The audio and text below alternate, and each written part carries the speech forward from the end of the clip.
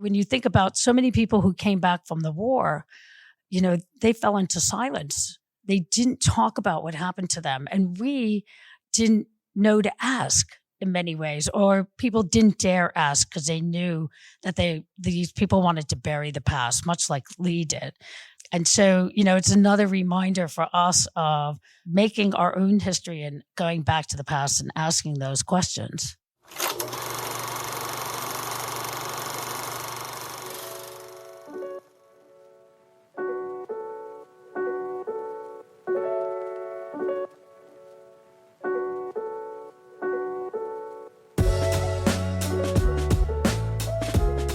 Hello, and welcome back to The Director's Cut, brought to you by the Directors Guild of America. In this episode, the life of famed war photographer Lee Miller is explored in director Ellen Kuras' biopic, Lee. The film tells the true story of Lee Miller, who in the 1940s decides to abandon her career as a fashion model and become Vogue's war correspondent during World War II. Capturing the extremes of the human experience in some of the most indelible images of war, Lee cements herself as one of the greatest war photographers of the 20th century.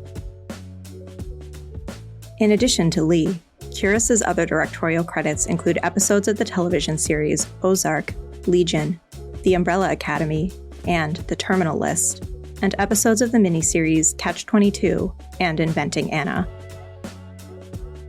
Following a screening of the film at the DGA Theater in Los Angeles, Kuras spoke with director Phillip Noyce about filming Lee.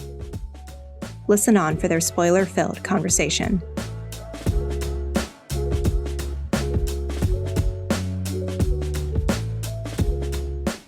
Good evening. Good evening, everyone. Congratulations on the film.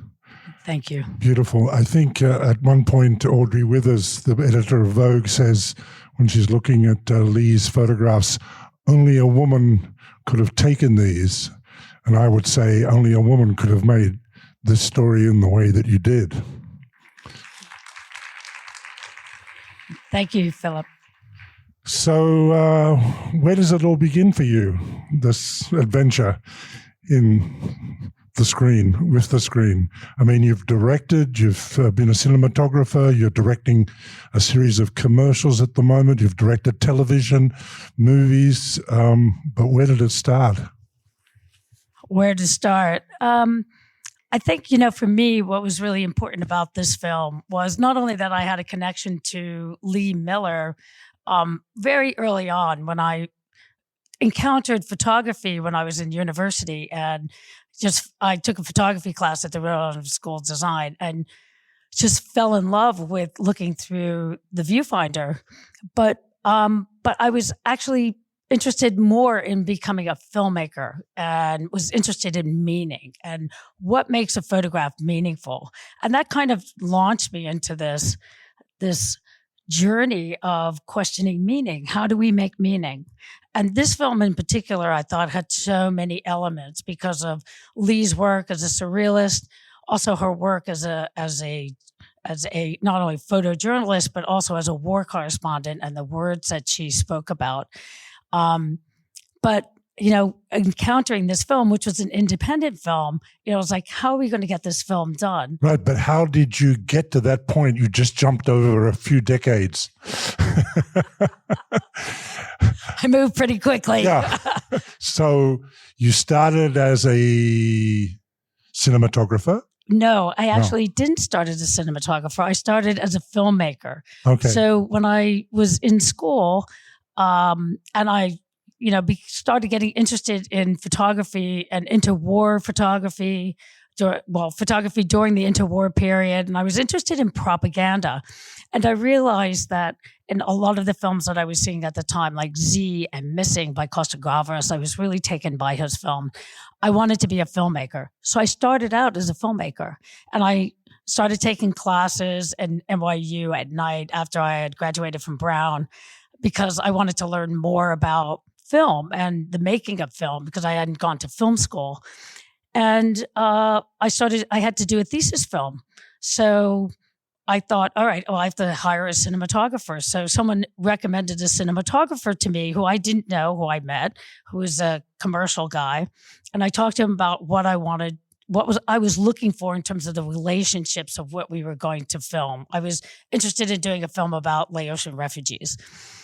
And so we went and filmed for 4 days on film, 16 millimeter. And when I came back, I was looking at the dailies and I thought, these shots are interesting, but they didn't mean anything to me. There was no story there. They were just shots. And at the time, I really didn't understand what that meant.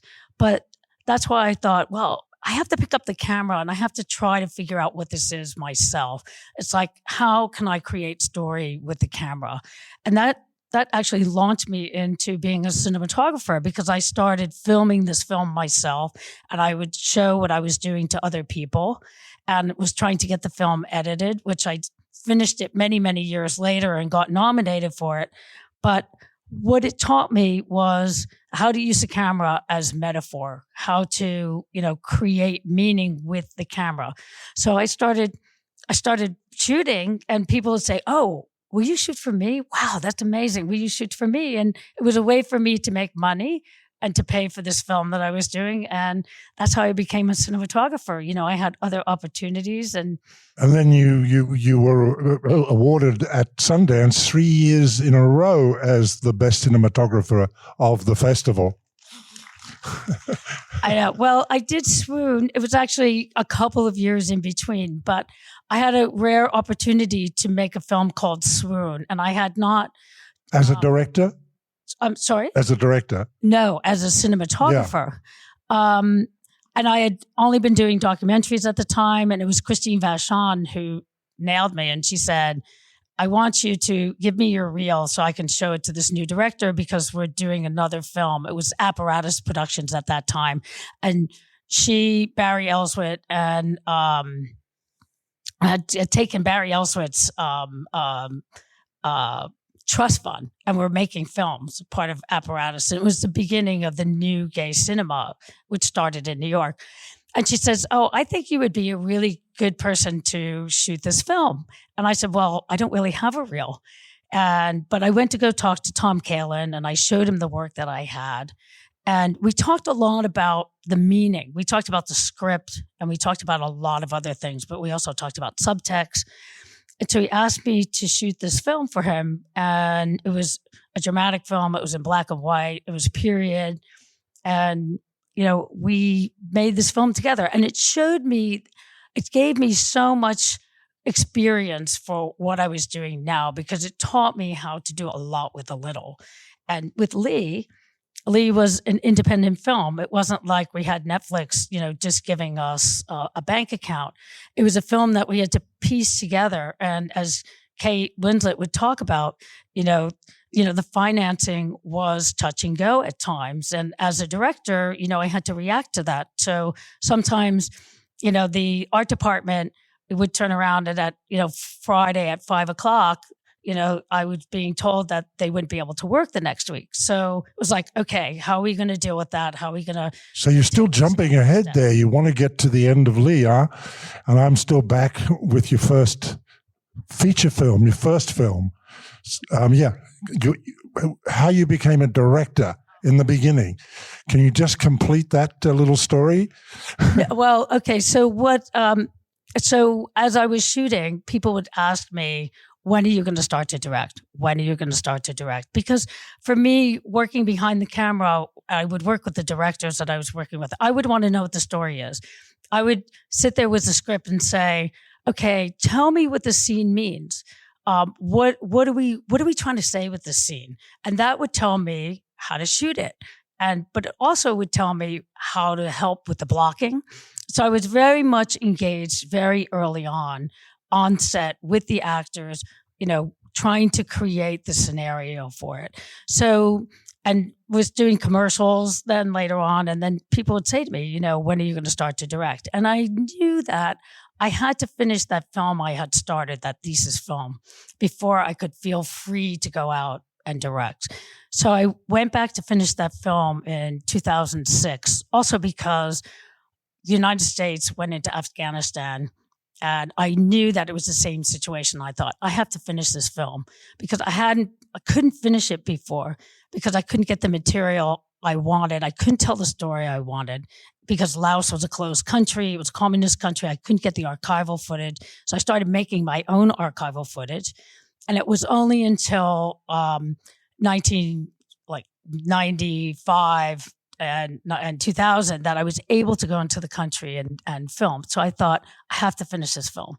So I had 7 scripts on my desk with people wanting me to do films for them. And I said, you know what? No. As a director? No, as a DP. And so I said, no, I have to trust in my own work, and I have to do that. I have to go and finish this film.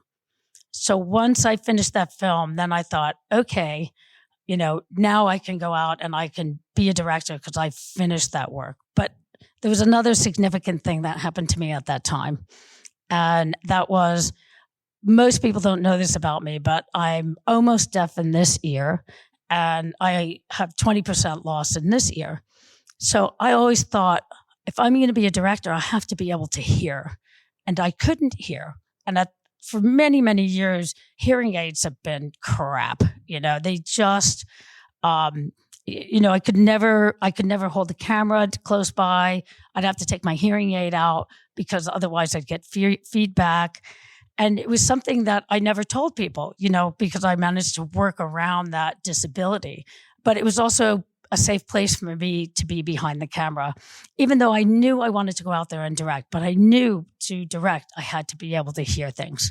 And do you think, because of course, from deaf people that I've met, I know that they replace their hearing with other things, with instinct, with smell, with lip reading, of course, but just with a feeling about things.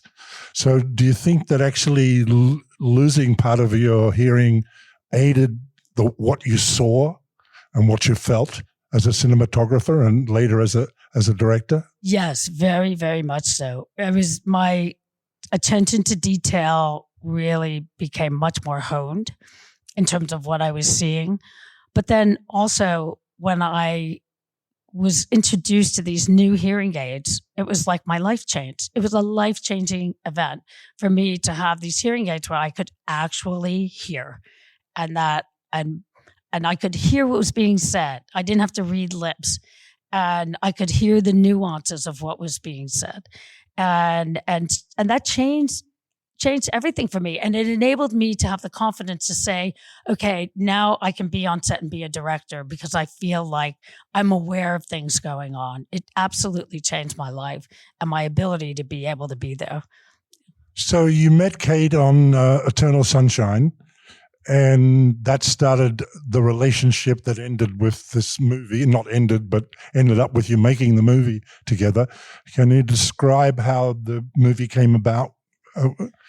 Yeah, so Kate and I knew each other in Eternal Sunshine, and Kate bought a table in Cornwall, England, where she used to go and has a house. And there were many people who were looking for antiques for her at the time, and she was very much interested in work and in pieces of antiques that have history. So someone called her up and said, I have this table, and it belonged in the Penrose family. It actually belonged to Roland Penrose's sister. And so she bought this table, and she called me up and she said, I just bought this table that belonged to Lee Miller. And I thought, oh my gosh, we both marveled about who would have sat at that table. And as you can see, Picasso, Man Ray, Paul Eluard, this surrealist group that were used to hang out together. And so she was the one who said, I don't know why there's never a film been made about Lee Miller. And actually, there had been attempts to make a film about Lee Miller, but Anthony Penrose, who you've seen here on the screen, and who's very much alive and who was very dedicated his whole life to putting the legacy of his mother out there, was not really thrilled with the perspective of some of the scripts that had come in or anybody, the people who had approached him.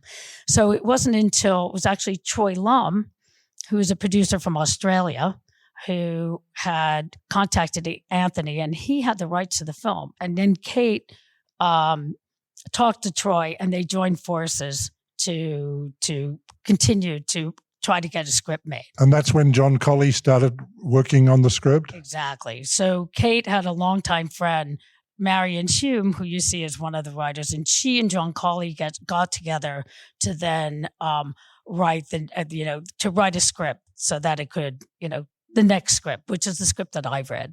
Right. But then you brought in Liz Hannah.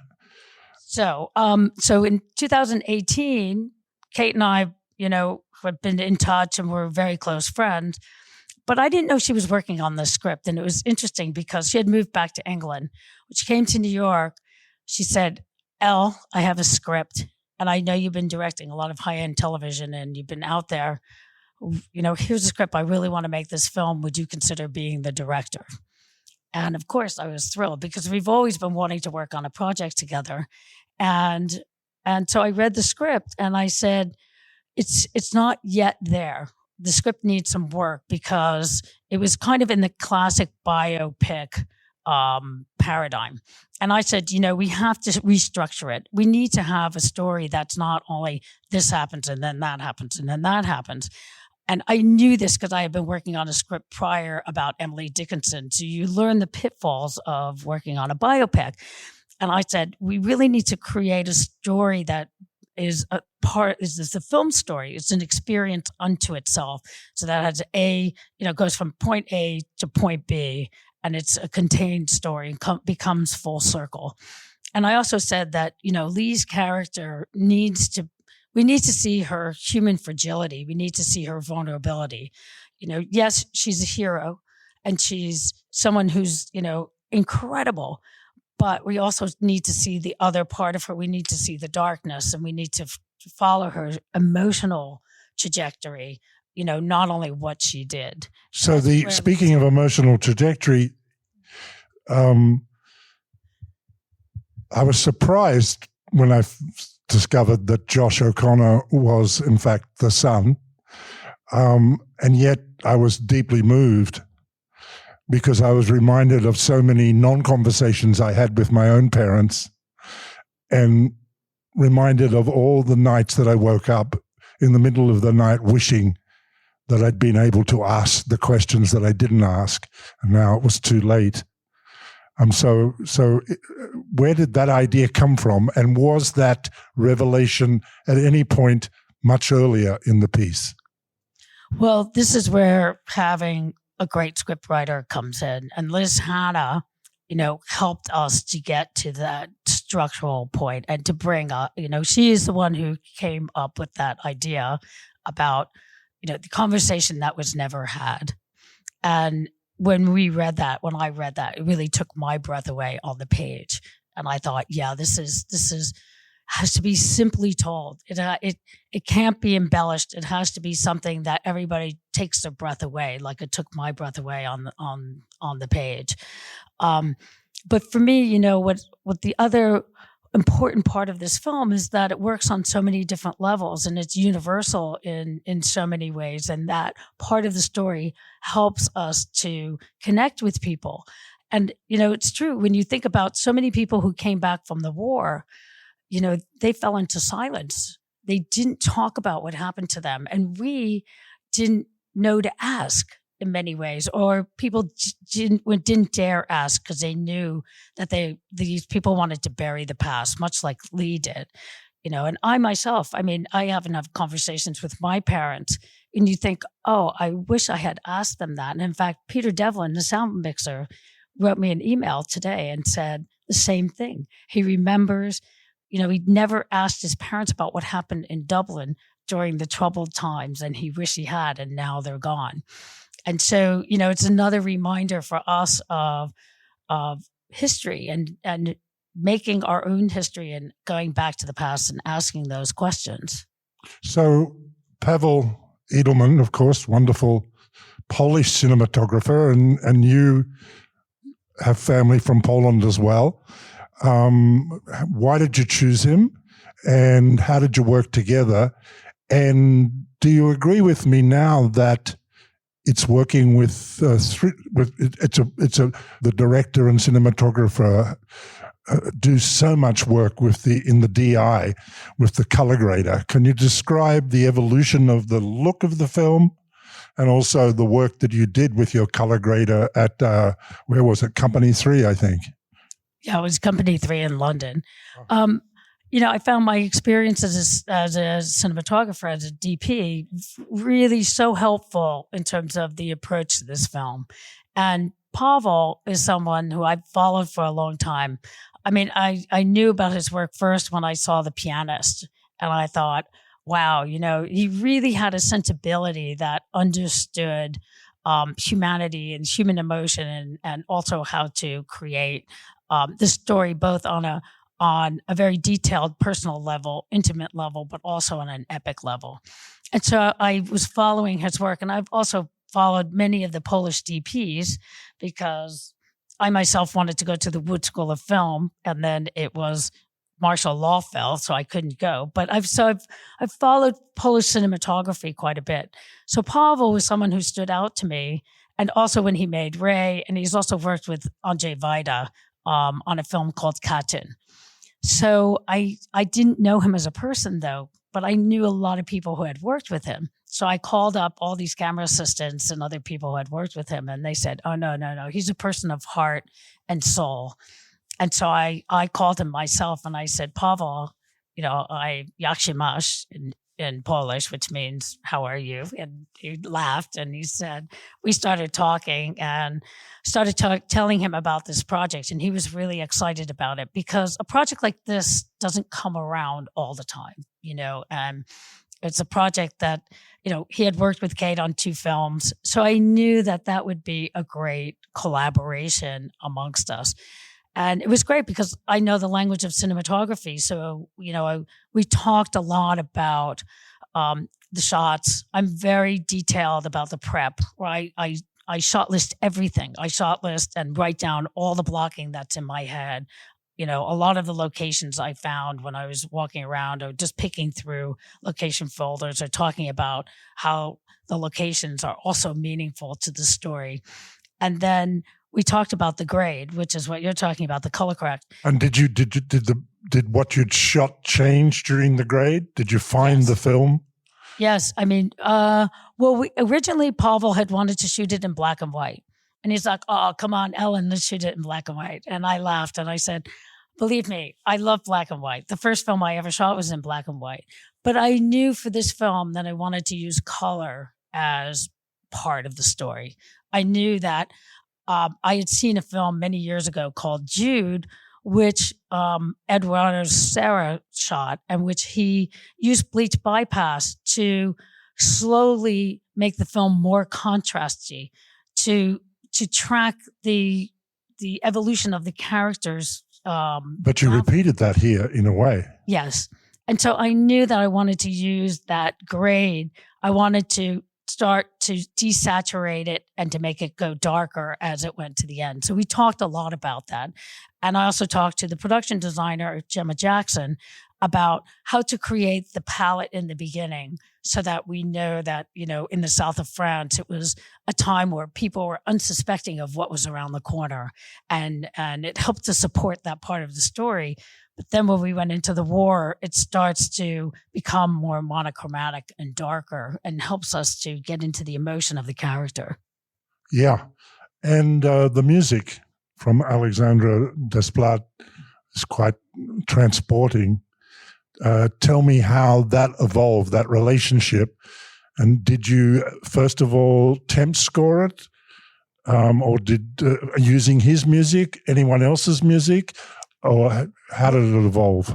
Well, the editor, Mikkel E.G. Nielsen, who comes from Denmark, was someone who's very music-oriented. And when we first started working with the music, and when we first started editing, actually, we knew that Alexander was going to be the composer because Kate and I had a conversation with him about a year and a half, 2 years before we started production. And he had heard about the film, and he was such a huge fan of Lee Miller, he called us up. And of course, I know a lot about Alexander's music. I have every one of his albums, I think. And we were like, oh my God, okay, let's have this conversation with Alexander. And here Kate and I were kind of making the bid to try to convince him to do the film. And at the end, he says, well, no, I'm calling you to convince you to let me do the film. So we were very lucky to have him on board. So did you track it at first with his music only, other Yes. music, just his music? Yes. So we made a real concerted effort to use his music from different films that he had used as part of the temp track. And we also used a little bit of Trent Reznor because, and Nick Cave and Warren Ellis, who I'm a big fan of as well. But we were trying to really sway it more towards Alexander. And one thing that Alexander said when he saw the film, because he looked at it first with no music, and then he listened to it, he saw it with music, because he doesn't want to be colored by what the temp music is. He actually said, well, maybe, because I talked to him about using silence as well. So, Which you used well. yeah. So he also said, okay, I think that it's too much here. We don't really need music here. I think we allow it to breathe here, and then we bring music in there. And that, I thought that was actually great advice for this film. And to cut to the chase in a way, we're all at the moment faced with constant shoves towards Eastern Europe. Of course, you shot in Eastern Europe because the film is partly set there. But as directors, we're being asked to go constantly to Bulgaria and Romania and so on. And one of the things that we all discuss amongst each other is, well, what are we going to do without our DGA assistant director, our first assistant, who speaks our language and who we've formed a shorthand with? How did you cope with that? Well, I was really glad that the film was a DGA film because, what was the challenge was, finding a DGA AD who would be able to work in Europe. The production actually was trying to see if they could get a waiver for the assistant director in Hungary. And I said, actually, I really want to have somebody who's experienced and who can really do the job, because here we were, our schedule went from 11 weeks to 10 weeks to 9 weeks across 3 countries.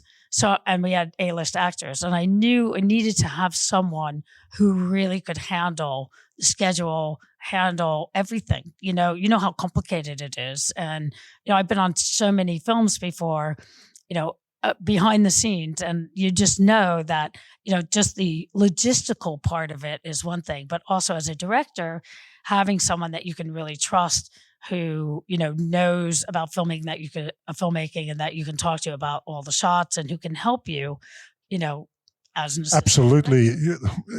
We're so dependent on our firsts.